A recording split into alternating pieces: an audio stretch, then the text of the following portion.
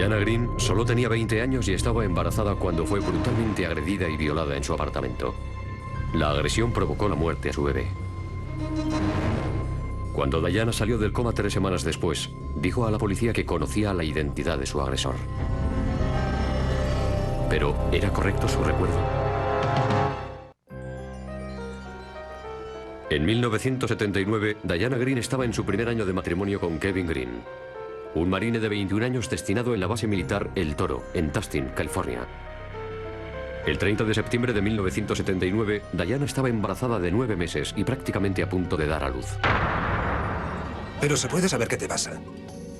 Los vecinos dijeron que aquella noche oyeron que la pareja mantuvo una discusión acalorada, una de las muchas de lo que se describió como una relación volátil. Si no bebieras tanto lo haría. Déjame en paz. A la 1:30 de la madrugada, Kevin Green salió de casa a tomarse una hamburguesa en un restaurante de comida rápida. Cuando regresó media hora más tarde, Kevin dijo que se encontró a su mujer sangrando por una herida en la cabeza y llamó a la policía. El agente Paul Wright fue el primero en llegar al lugar de los hechos. No me parecía nada claro que se hubiera hecho una herida así. En aquel momento pensé que le habían disparado. Esa fue la impresión que me dio. E incluso después de tantos años y de la experiencia que tengo, hoy seguiría opinando lo mismo. Diana Green había sido violada y la herida de la cabeza no había sido producida por un disparo, sino por fuertes golpes que le causaron daños cerebrales. Los médicos no sabían si Diana o el bebé iban a sobrevivir. Me quedé a su lado cogiéndole la mano. La inflamación de la cabeza se puso muy fea y empezó a tener convulsiones. No podía quitarle ojo a los monitores, el de ella y el del bebé. A pesar de los esfuerzos, los médicos no pudieron salvar al bebé, una niña a la que iban a poner de nombre Chantal Marie. Diana entró en coma y durante las 3 semanas siguientes los médicos estuvieron muy preocupados. Nuestra hija había muerto y probablemente ella también iba a morir. Era demasiado sufrimiento. Su familia había llamado a un sacerdote. Estábamos preparándonos para lo peor. El ataque a Diana Green presentaba sorprendentes similitudes con otros 5 homicidios con violación sin resolver que habían tenido lugar en la zona. Las 5 mujeres habían sido golpeadas y asesinadas del mismo modo. La prensa local denominó al asesino el azote de los dormitorios. El hombre que estaba cometiendo esos crímenes forzaba la entrada a la vivienda, violaba a la mujer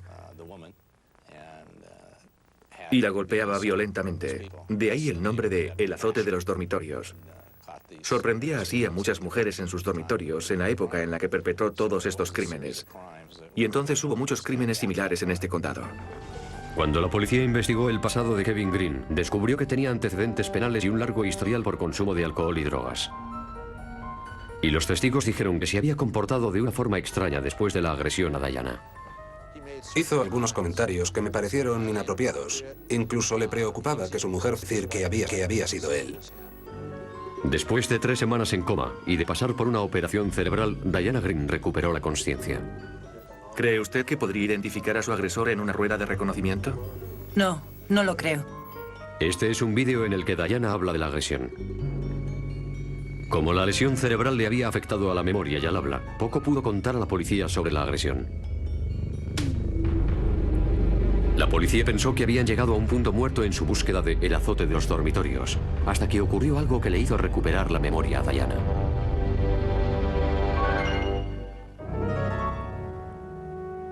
Tras la brutal agresión y violación a Diana Green en su apartamento, la policía sospechó inmediatamente de su marido, Kevin Green. Los vecinos dijeron a la policía que habían oído discutir a la pareja la noche de la agresión. Se sabía que él la pegaba y además tenía, no sé si llamarlo un problema de drogas, pero en aquella época tomaba drogas. Y por supuesto, si se añaden drogas al mal genio, pueden surgir problemas, y yo creo que eso era lo que pasaba. En otras ocasiones la había pegado y había discutido con ella, sí. No sabiendo cómo afrontar los portazos, el lanzarse objetos y las palabras que duelen, había perdido el control. La había pegado y le había hecho moretones. Kevin Green negó haber golpeado a su mujer esa noche y dijo que tenía una coartada para la hora en la que se produjo la agresión. Green dijo que se fue a tomar una hamburguesa hacia la 1:30 de la madrugada, pero que no entró en la hamburguesería que había cerca de su casa porque estaba abarrotada y se fue a otra que estaba a 15 minutos de allí. Había otros restaurantes de comida rápida en los que pudo haber parado, así que según su coartada, tuvo bastante tiempo más que suficiente para ir a la otra hamburguesería. La policía también tenía sospechas porque no había señales de haber sido forzada la puerta de la casa ni tampoco de que hubiesen robado. La recuperación de Diana fue lenta. Había sufrido una grave lesión cerebral. Había desarrollado lo que se llama afasia, la dificultad para formar palabras, y también amnesia retrógrada. Cuando una persona recibe un fuerte golpe en la cabeza, pueden alterarse las secuencias químicas que forman la memoria. Puede ser un estado pasajero o permanente. Diana no podía recordar la agresión ni nada de lo ocurrido inmediatamente antes de la agresión. Los médicos nos habían advertido. No se lo digan. No intenten llenar su vacío. Tiene que ir recuperando la memoria ella sola. Si le dan datos, eso será lo que recuerde. Tras varias semanas en el hospital y aún con grandes dificultades en el habla, se le permitió a Diana Green regresar a casa con su marido Kevin. Pero 3 meses después de la agresión, sucedió algo. Diana y su madre se encontraban en la sala de espera de una consulta médica y una serie de fotos en una revista infantil despertó algo en su memoria. Muy nerviosa intentó comunicarse con su madre. Señaló su vientre como haciendo referencia a su embarazo y después señaló su alianza. La madre le preguntó a Diana: ¿fue Kevin? ¿Intentas decirme que fue Kevin el que te agredió?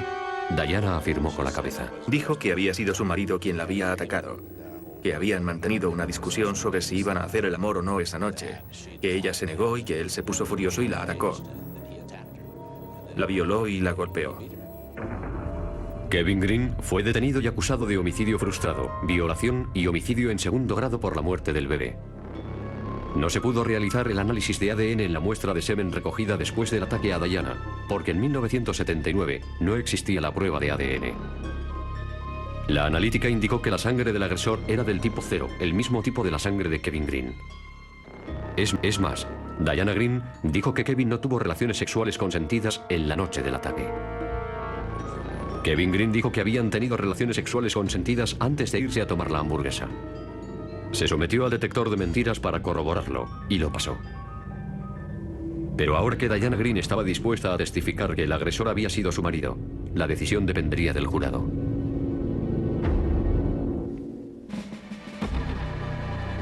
En 1980, Kevin Green fue juzgado por violación, homicidio frustrado y homicidio en segundo grado por la muerte del bebé.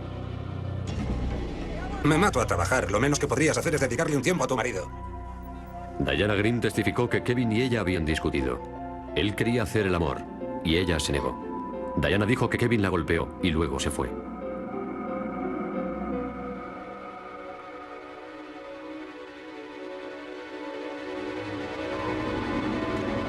Unos minutos más tarde, Kevin entró de nuevo en el dormitorio.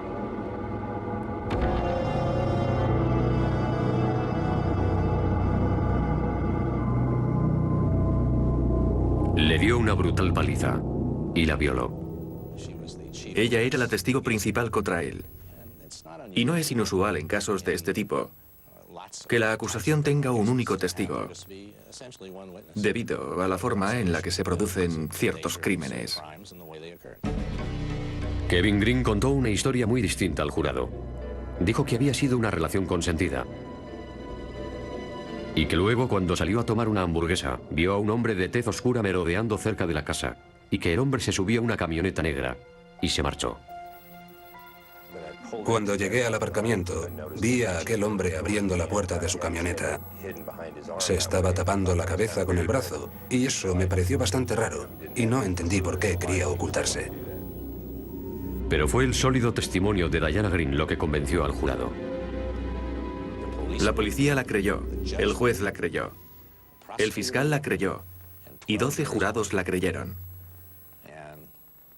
Y que ahora nosotros estemos aquí recordándolo y digamos, pero chicos, ¿es que estabais todos locos? Pues no. Diana Green fue una testigo muy convincente. Declaró de una forma tan firme y tan inquebrantable que ese era el hombre que la había agredido, que el juicio resultó muy emotivo. Y el jurado quedó totalmente convencido. Kevin Green fue declarado culpable de haber intentado matar a su mujer y de haber causado la muerte al bebé. La sentencia fue de 15 años a cadena perpetua.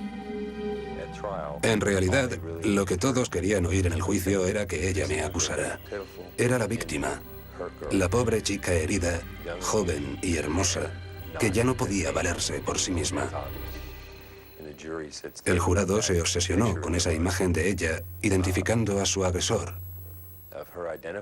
Ella no podía equivocarse, porque se trataba de su propio marido.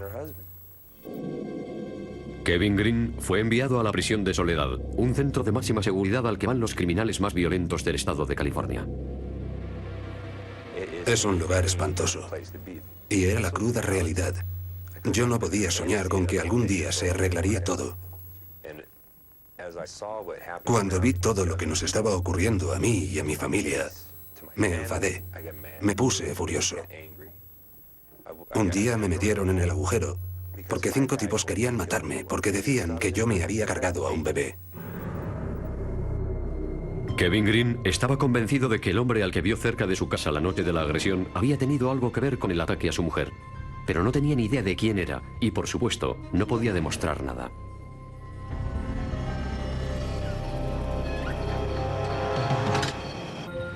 Pasó el tiempo.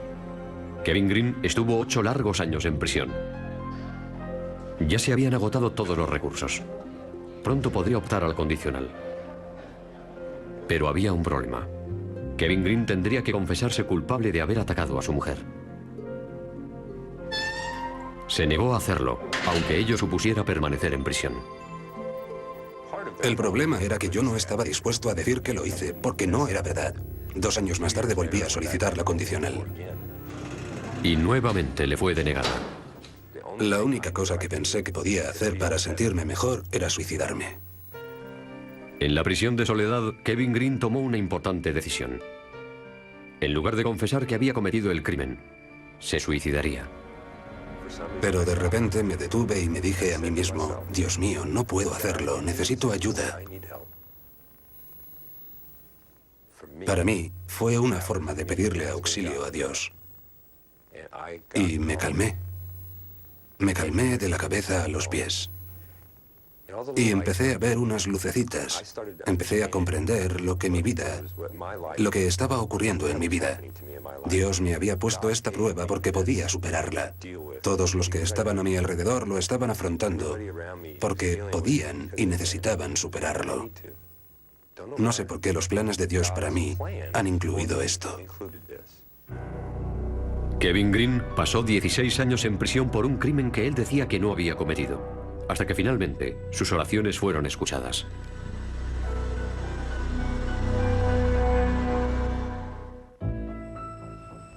El sargento Tom Tarpley del Departamento de Policía de Tustin, California, fue asignado para investigar algunos casos de asesinato sin resolver, con la idea de que las nuevas pruebas de ADN ayudasen a resolverlos. Reabrió el caso del llamado azote de los dormitorios. El caso de las 5 mujeres que habían sido violadas y asesinadas por un desconocido.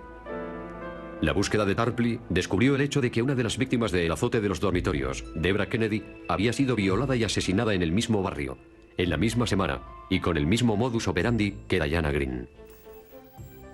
Víctimas casi idénticas, lugares idénticos con solo 7 u 8 días de diferencia. Es difícil no pensar que estuvieran relacionados, así que me bastó con estudiar un poco los 5 casos para comprender que existía una relación directa. Lo primero que necesitaba averiguar el sargento Tarpley era si los 5 asesinatos habían sido cometidos por el mismo individuo. Así que Tarpley envió las 5 muestras de semen para hacer un análisis de ADN. Los científicos confirmaron que los 5 asesinatos sin resolver habían sido cometidos por el mismo individuo.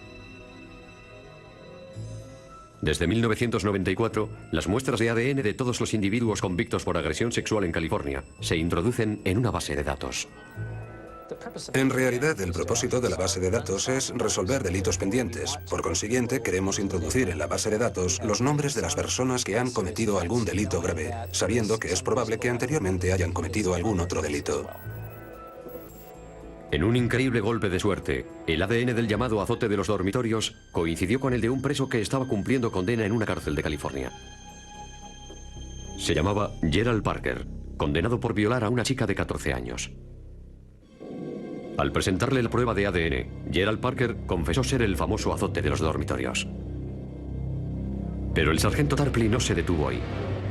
Durante el interrogatorio, Tarpley le preguntó a Parker si le sonaba de algo el nombre de Diana Green.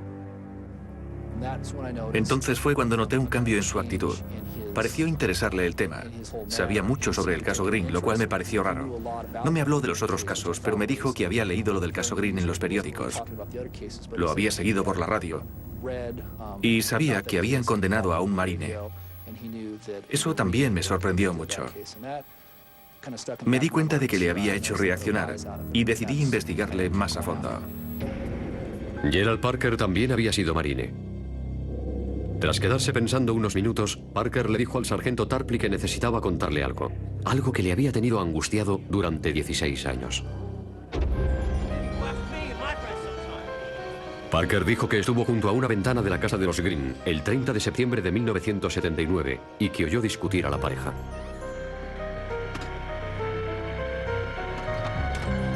Cuando Kevin Green salió a tomar una hamburguesa, Parker admitió que vio que la puerta no estaba cerrada con llave y entró en la casa de los Green con un palo. Parker explicó por qué Diana Green había identificado a su marido como el agresor. Cuando Parker se asomó a la puerta del dormitorio, Diana Green se medio despertó como reconociéndole. Dio por hecho que era su marido el que estaba en la puerta y se volvió a dormir.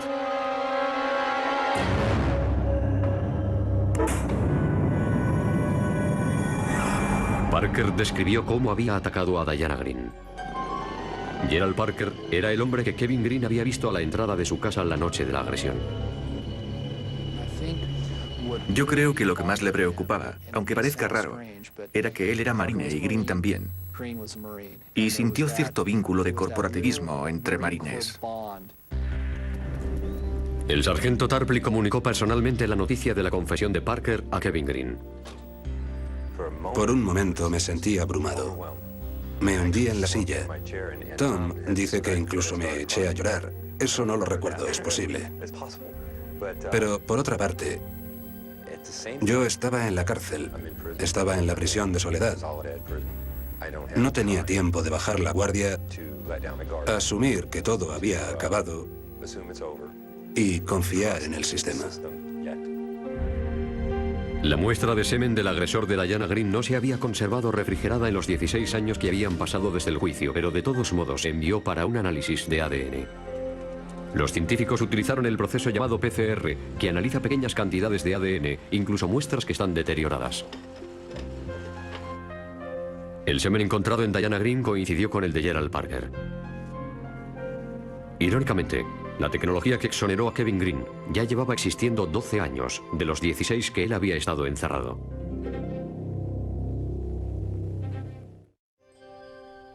A las pocas horas de conocerse el resultado del análisis, Kevin Green fue puesto en libertad después de 16 largos años de prisión.